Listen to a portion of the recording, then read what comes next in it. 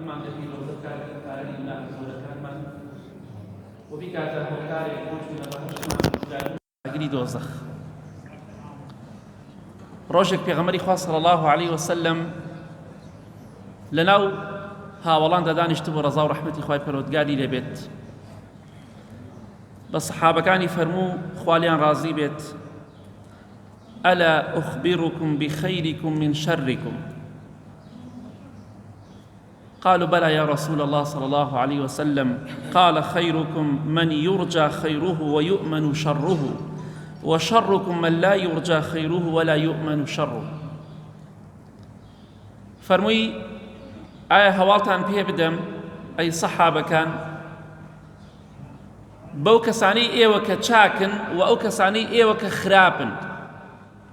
چی کەسێک لە ناو ئێوەدا چاکە و چی کەسێک لە ناو ئێوەدا خراپە؟ خراپترین کەسی ئێوە کێیە و چاکترین کەسی ئێوە کێیە؟ پێتان بڵێم کێ چاکە کێ خراپە؟ سەحابەکان فەرموویان بەڵێ ئەی پێغەمبەری خوا صلی الله علیه وسلم. فەرمووی باشترین کەسی ئێوە، خێرترین و چاکترین کەسی ئێوە ئەو کەسانەیە کە ئومێدی خێری لێکرێ، بەردەوام گەشتبینی بەوەی کە ئەمە کەسێکی چاکە، ڕێک و پێکە، تەنها خێر و چاکی لێبینیت، تەنها ڕێز و حرمەتی لێبینی، ئەو باشترین کەسە. بەڵام ئەمینی لەوەی کە تووشی شەڕ و کێشەت ناکات. باشترین کەس ئەو کەسێ سالم بێ، بێوەی بێ، ئاژاوەچی نەبێ، شەڕگێر نەبێت، شەڕ نەکات لەگەڵ خەڵکیە، ئەمە کە عەزێتدا ئەو کە عەزێتدا. و فەرمووشی خراپترین کەسی ئێوە ئەو کەسەیە کە ئومێدی خێری لێ ناکرێ، خێری لێ نابینرێ، چاکەی لێ نابینرێ، ڕێز و حرمەتی لێ نابینرێ، و خەڵکیش لە شەڕ و خراپەی ئەمین نییە. جا ئێمە نەفسی خۆمان بەراورد بکەین. ئایا کەسێک لە ئێمە، هەر کەسێک لە ئێمە لەو کەسانەین کە خەڵکی لە شەڕمان ئەمینە، لە زمانمان ئەمینە، لە دەستمان ئەمینە، یا لەو کەسانین کە خەڵکی یەک بستێ سیقەی پێمان نییە؟ ئەگەر کەسێک لە ئێمە خراپ بێ، ئەوە بەڕاستی کەسێکی فاشل و خراپە. پێغەمبەری خوا فەرمووی صلی الله علیه وسلم ئەوە خراپترین کەسی ئێوەیە کە ئومێدی خێری لێ ناکرێ، بەیانی قەزەیەکی بچووک لەگەڵ یان ڕوو بدا، مناڵەکەت زلێ لە مناڵەکەی بدا ئەبێ شارجێی بێڵی ڕاکەی، ئەمە نەخراپ. ئەگەر مناڵەکەت شوختێ لە سیارەکەی بدا ئەبێ کۆڵانەکە بێنێتە سەرت، پەنا بەخوای گەورە. ئەگەر مناڵەکەت خێزانەکەت هەڵەیە بکات لە کۆڵانەکەدا حەیات دەبات. بۆیە کەسانێکی ئەوەندە خراپن پەنا بەخوا، دراوسێکەی کاتێک کە ئەیبینێکەوێتە ئینزارەوە، ئەترسەی لێ، چونکە زۆر خراپە. هەتا زانایان دەفەرمون خەڵکی وایە ئەوەندە خراپە، لە ماڵەوە پشیلەکەش لێترسێ، هەر پشیلەکەی بینێ ڕاکە. ئەمەندە کەسێکی خراپە پەنا بەخوا. ئەمە خراپترین مرۆڤە. با دڵخۆش نەبێ بڵێ دراوسەکانم لێم ئەترسن. تۆ ئینسانێکی خراپترین کەسی بەپێی حەدیثی پێغەمبەری خوا صلی الله علیه وسلم. ئیتر پێویست ناکە پۆز بە شتێکەوە لێ بدەی کە بەرەو جەهەنەمت ئەبات. تۆ کەسێکی قارەمان نیت، تۆ کەسێکی خەڵکی لە زمانت ئەترسێ، بەهۆی پاڵەوانی و شان و شەوکەتی خۆتەوە نێ خەڵکی لێت ئەترسێ، بەهۆی دەمە خراپەکەتەوەیە. ئیتر ژنە یا پیاوە. بۆیە پەنا بەخوای گەورە ئاگامان لە خۆمان بێ. باشترین کەس ئەو کەسەیە کە شەڕی نییە و خەڵکی لە شەڕی ئەمینە. خراپترین کەسیش ئەو کەسەیە کە شەڕانیە و خەڵکیش لە شەڕی ئەمین نییە، هیچ کەسێک. یعنی مرۆڤی وایە ناوێری ئامۆژگاریەکی بکەیت، ئەچێتە گشتە. پەنا بەخوای گەورە.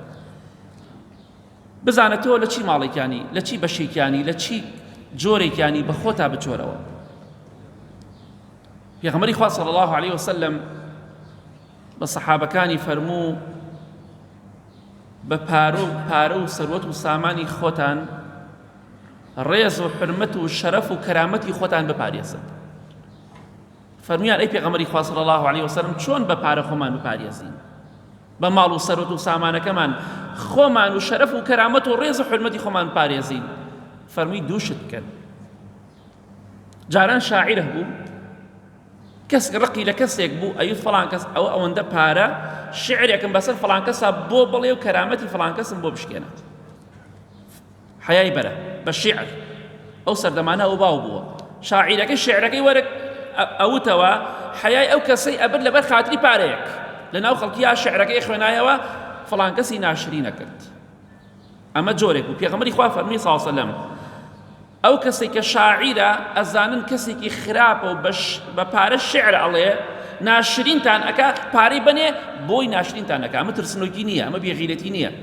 چونکە ئەترسی بەیانی کێشت بۆ دروستکە و دەفەرمێ ومن تەخافون من لیسانه ئەو کەسێک کە لە زمانی ئەترسی پارەی بەرێ بۆی لە زمانی سەلامەت بێ ئەمە ترسنۆکی نییە ئەمە خۆپاراستنی کەرامەت و شەرەف و ڕێزی خۆتە کەواتە ئەگەر کەسێک لە زمانی ترسایی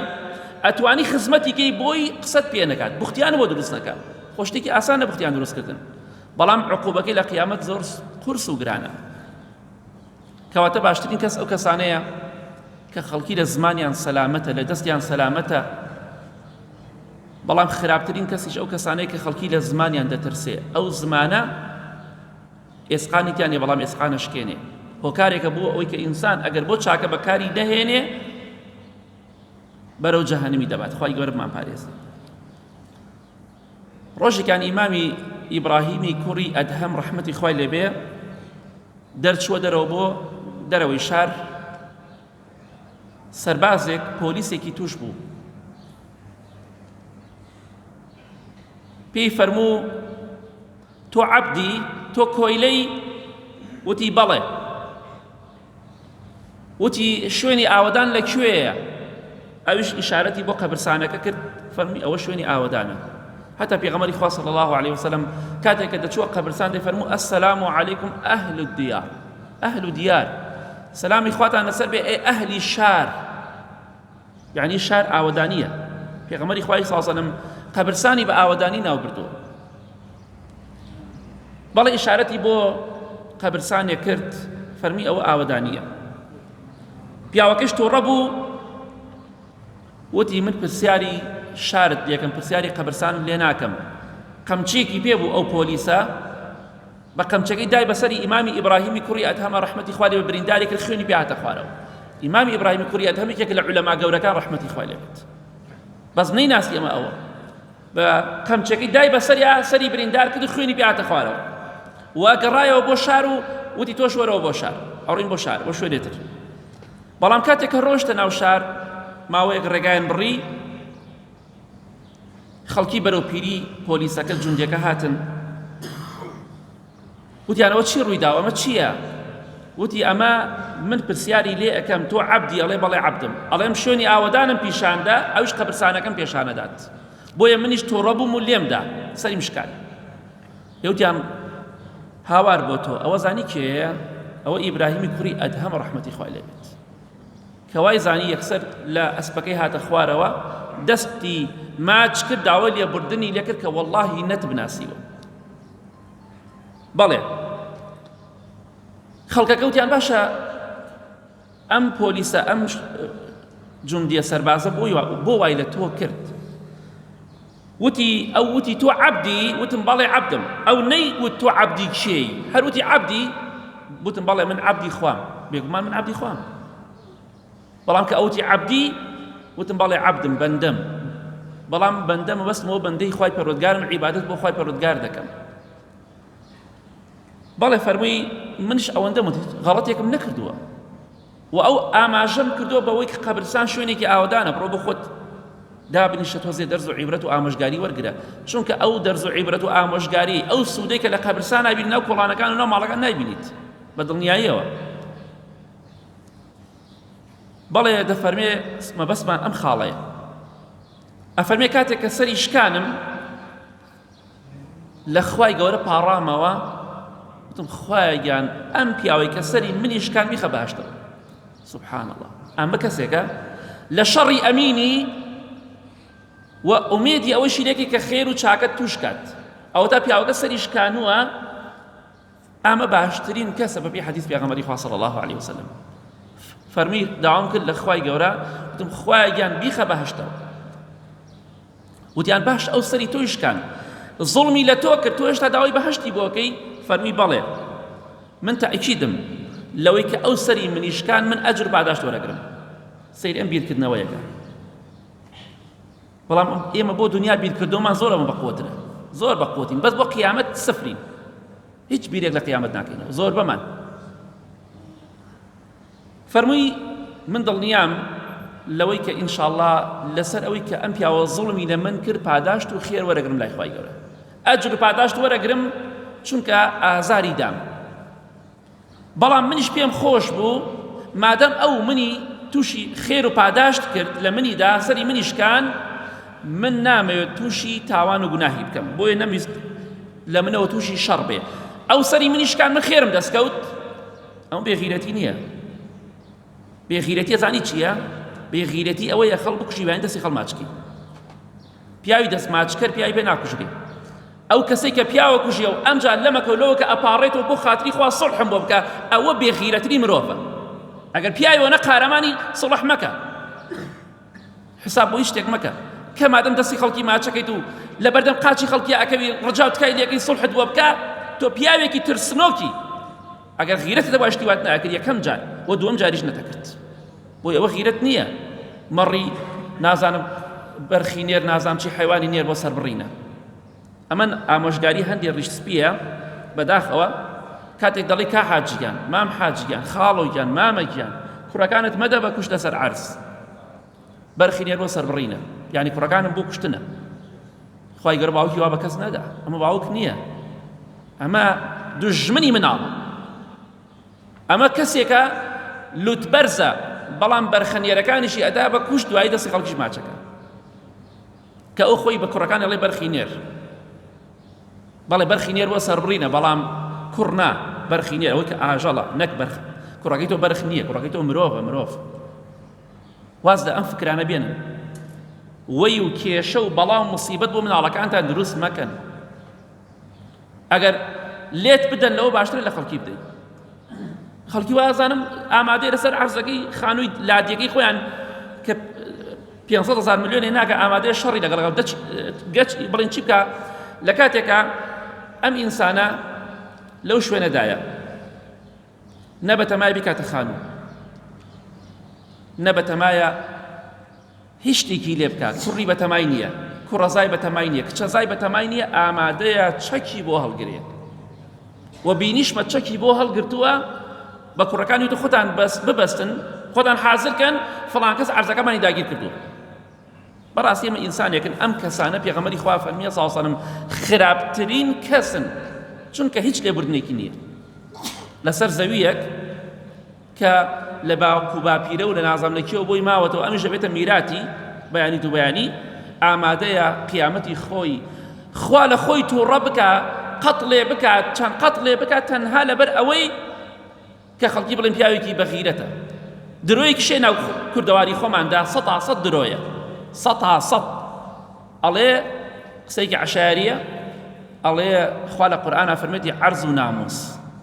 یعنی ئەوەی کە عەرزەکەی داگیر کردی وەکو تەعدای لە خێزانت کرد بێ لە کچت کرد بێ حاشا خوا قەشتی وای نەفەرموو حاشا ئەمە بوختیانە بە ناوی خواوە خوای گەورەش لە قورئانە فەرمێ لەو کەسە زاڵمتر و مجریمتر نییە بە ناوی خوا و بوختیان هەڵبەسێ قەت خوا شتی وای نەفەرمووە قەت عەرز وەک ناموس نییە حاشا نەخێر شتی وا لە دینا نییە ئەوە شەیطانە وا ئێوەی پەروەردە کردو ئەو کەسانی کە بەو شێوەیەن با لە خوا بترسن تەقوای خوا بکەن ئەوە دین نییە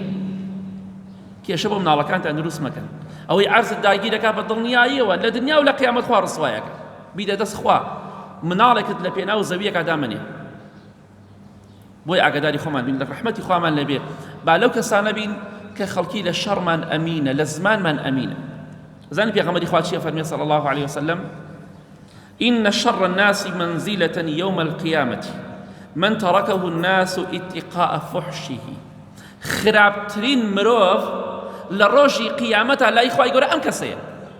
أزاني كيا أو كسيا خلقي ريزي لي أجري بوي لشر سلامت بي إذا كساني كيا هر كسيك لأيام لأنا كساني كبير ريزي لي أجري بوي لشر سلامت بي بوي قصد بينك بوي بختيانت بونك بوي حياتنا بعد كرامت النشكينية ئەمە خراپترین مرۆڤە لای خوای پەروەردگار لە ڕۆژی قیامەت ئیتر ژنە یا پیاوە خەڵکی لەبەر زمانی ڕێزی لێگرێ لەبەر دەمی ڕێزی لێگرێ لەبەر